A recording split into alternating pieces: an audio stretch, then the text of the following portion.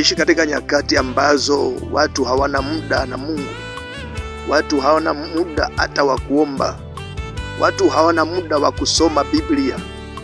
Watu hawana muda kabisa na vitu vya kiroho. Watu wako busy na vitu vya mwilini. Yaani mtu atapiga mbio sana kimaisha mpaka muda wa kuomba hana.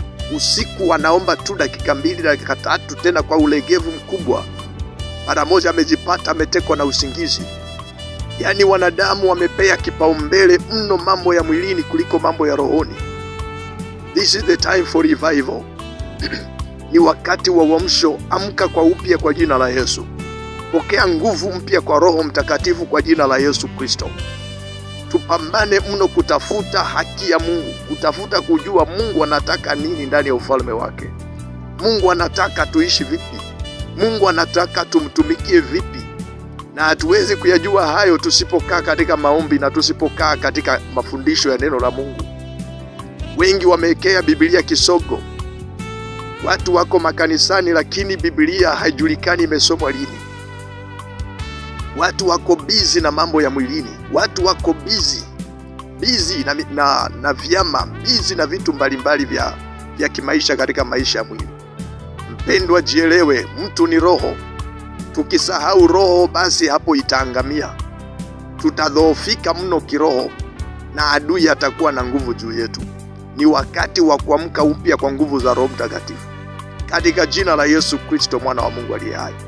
Usipambane na mambo ya kimaisha ya mwili mpaka ukasahau mambo ya kiroho, mpaka ukasahau kusoma Biblia, mpaka ukasahau huduma, mpaka ukasahau maombi. Mpendwa, hiyo ni hali ya hatari mno katika maisha yako ya kiroho.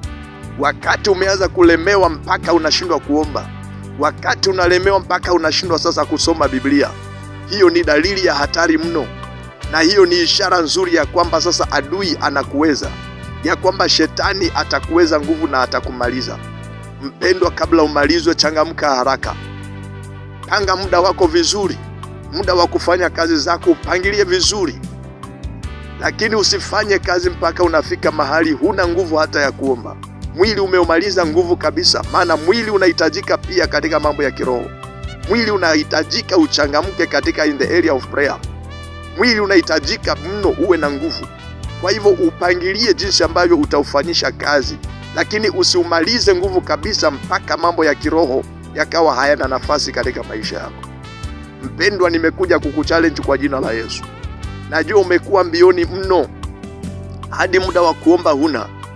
Unabidii sana katika mambo yako ya mwilini, katika mambo ya biashara, mambo ya kutafuta pesa, kukimbia kwa vyama, uko na bidii sana. Lakini katika mambo ya kiroho umedhoofika mno. Kukimbia ndani ya nyumba ya Mungu kwa ajili ya mafundisho, huo muda hakuna. Unaenda ukiwa umejivuta, unajikokota mno. You are dragging in the things of the kingdom of God. It is time to arise again in the name of Jesus. Ni wakati wa kuamka upya kwa nguvu za Roho Mtakatifu katika jina la Yesu. Pokea nguvu mpya kwa ajili ya kufuatilia mambo ya rohoni, kwa ajili ya kutafuta mambo ya kiroho. Apply bidii kama vyenye unavyo apply katika mambo ya mwili. Apply katika mambo pia ya kiroho, nawe utaona maendeleo mno katika maisha yako ya kiroho, katika maisha yako ya imani. Tafuta ufalme wa Mungu na haki yake. Hayo mengine yote utaongezewa katika jina la Yesu Kristo.